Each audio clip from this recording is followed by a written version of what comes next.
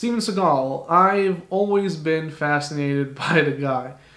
I find him hilarious, unintentionally hilarious. So there's a video that I'm going to be doing for the second channel, Dumbed Down, which is why are people fascinated with Steven Seagal? Now people, within the last 3-4 years, people are releasing videos called Exposing Steven Seagal, The Many Lies of Steven Seagal, so forth and so forth, and I find those videos comedy gold. I even did a video, which I'll leave in the description down below, called My Love-Hate Relationship with Steven Seagal. And in that video I talked about how I liked his first, classic set of movies, Above the Law, Hard to Kill, Marked for Death, Out for Justice, and Under Siege. His classic movies I really, really enjoy. And he started making direct-to-video movies that are not very good. So I'm going to be doing a video on that. It's going to be completely in-depth, mentioning all his lies. So in this video, I want to be mentioning some of the small things that make me laugh. I'm only going to be mentioning 5 of them. The first one that I'm going to be mentioning is a story that I've heard it so many times, and I don't know if it's true. It may or may not be true, but it cracks me up.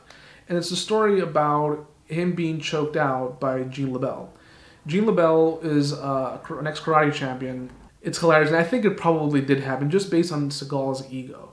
So Kevin Hart tells a story that he heard the story from someone that Seagal was really hard to work with. So I'll let Kevin Hart tell the story so you can get an idea of how funny it is. Steven Seagal, right? Steven Seagal. I'm doing another movie. What I did. What are you teaching Seagal how to do? No, this is gonna kill you. I promise you. It's gonna kill you. So we're doing Ride Along 2. Cube accidentally punched one of the stunt guys in the nose. Cube. Right? Who's Cube? Ice Cube. Another. I gotta introduce you. He'll love it. He punches the stunt guy in the nose. Stunt guy's nose starts bleeding. Cube is apologetic. Yo, man, I'm so sorry. God, I'm sorry. He's like, no, man, it's okay. Like, at least you're nice. Like, I know that it wasn't intentional. We've worked with people in the past that have been just dicks. Right. So he's like, who? I'm like, who else? He's like, well, Steven Seagal, he used to really get shots in these scenes. So got to a point where we had to come to our boss, the stunt coordinator. We were like, hey, man, Steven's really hitting us. Can you kind of tell him to sound like his wife? His wife said the same thing, didn't she? He's like, can you tell Steve to relax a little bit? So Steven found out that one of the guys was like a black belt in judo, like a serious black belt. So Steven comes up to the guy. He's like, hey, put me in your best hold. I bet you I can get out of it. And he's like, I can't do that. You're my boss. I can't do that to you. He's like, put me in your best hold. He looks at his boss. Because Steven was being a dick, the guy said, go ahead, do it. Choke Steven. Puts him in a chokehold. Right? Steven's struggling. His feet squirming. He's searching for balance. He can't. It's like he's losing air a little bit, but you got to tap out when you don't want it anymore. So all you hear is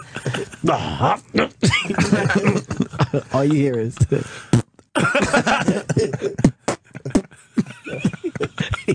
he taps out. He taps out and goes, good hold. And he beelines to the bathroom.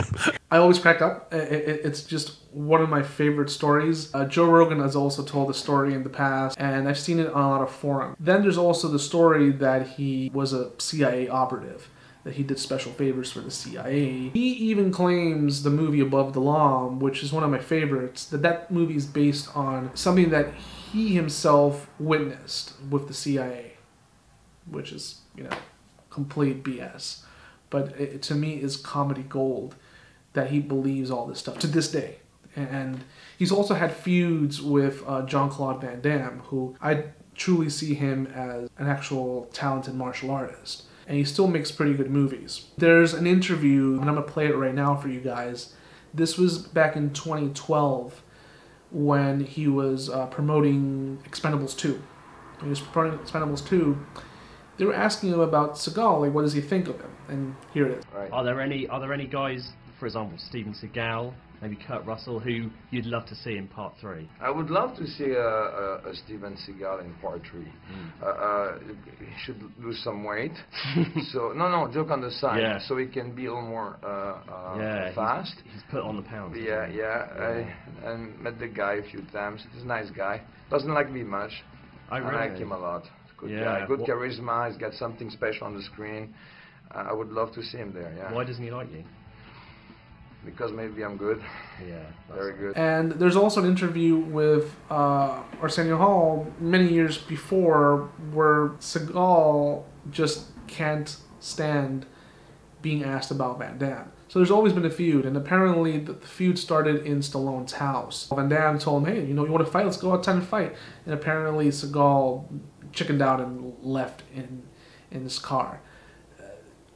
I believe that probably did happen. My last two favorite stories, I probably have mentioned now probably more than 5, but my last two favorite stories. One of them is told by Rob Schneider. Rob Schneider worked with him on SNL. He was banned from SNL. Apparently it's considered one of the worst episodes, and I've seen it. I saw it only once.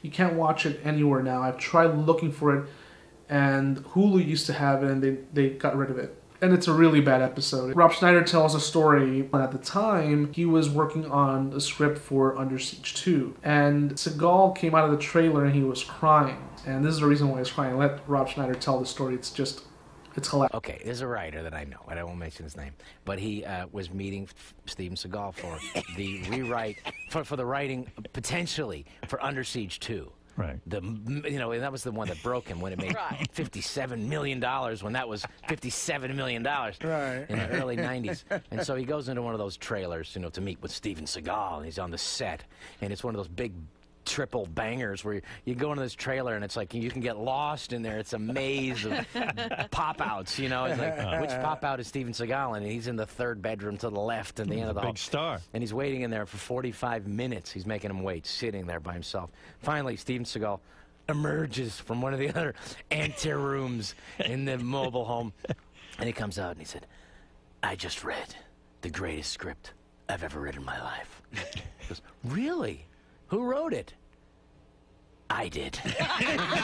That's classic Seagal. He is arrogant. He literally believes that he is the most amazing person, you know. And you just look at his movies, even in the good ones. He's loved by everyone. No bad guy can defeat him. The only person who can kill Seagal is himself. And I even made fun of him once years ago. I appeared in a sketch that was done by friends of mine. So you guys can see a little bit of it right here.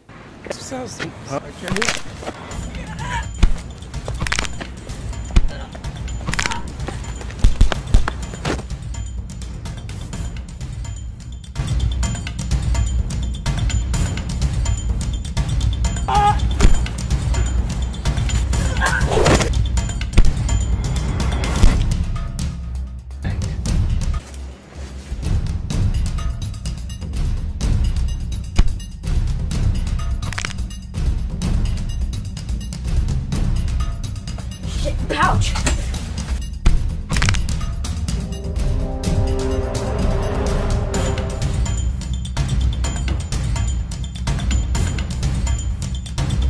One of my favorite interviews, and this is the last story, is an interview where he talks about 2 junior monks and the Buddha nature. The Buddha nature.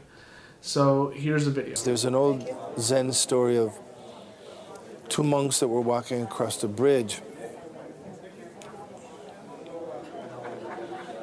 And the junior monk said to his teacher, he said, what is the Buddha nature? And the older monk picked him up and threw him in the water. You know? So those are my favorite Seagal stories. If anybody knows of any other Steven Seagal stories, please leave them in the description down below.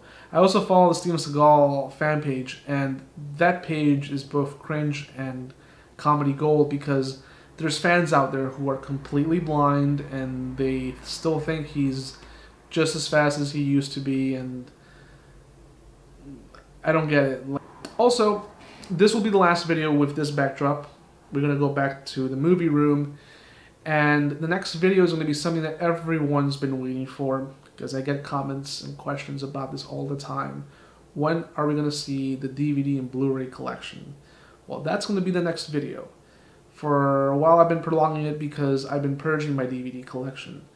I got to the point where I own a little too much and I've been wanting to get rid of stuff, and you know, money is tight, so we have to sell some stuff on eBay. So I put a lot of my movies up there for sale. Yeah, that's going to be the next video. I'm going to be showing you guys my entire movie collection. just like the I believe it was in 2015 when I last did it, 2015 and 2012 version, it's going to be split in parts. It's going to be action, sci-fi, horror, drama, westerns, and they're all going to have parts. So the first one that you're going to see is going to be the action section. That's going to be the first one. And another thing that I wanted to mention, I don't honestly care if people use my videos to react. Not that anyone's going to do that, but or use it as overlay footage. You know, I don't care.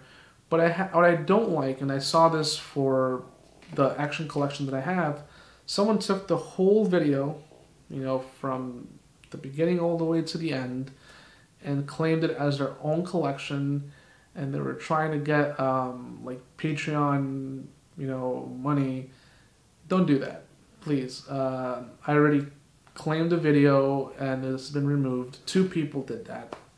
So if you want to use clips, you know, that's fine. But to use the whole thing and to claim it as your own, I'm gonna claim back my video. So that's what I did. So another thing is this will probably be my last time showing my movie collection, simply because I don't plan on adding many more movies to the collection. I'm kind of concluding it. I've left open spaces, and you'll see that there's going to be empty DVD cases, and those are reserved for specific movies that I want to get. But besides that, I don't see myself adding many more movies. Like I said, time is limited, and one can't watch every single thing that's out there. So yes, the 2021 DVD Blu-ray collection will be the last time I will be showcasing my movies. It won't be my last video. I'll be doing many more videos. But I won't be showing my movie collection again because it's going to be pretty much the same. So, hope you guys enjoyed this video. I'll be seeing you guys next time. Follow me on Facebook, because on Facebook I'll announce when I'll be showing you the DVD collection. It will be soon. It will be probably within a week or 2. Just need to record all of it, and I will be uploading it on YouTube. And there's going to be a lot, so I hope you guys enjoy it. And what else? And again, I always say, if there's any suggestion as to what kind of content you want to see, I don't ignore those things. I actually read and I actually take the suggestions. Like someone suggested to do underrated gems. Someone suggested to do top 50, top 100 movies. I'm gonna do those videos. So remember, I'm here to please you. You know, I want to talk about movies. That's my thing. So anyway, guys, stay safe, and I'll be seeing you guys next time. Bye.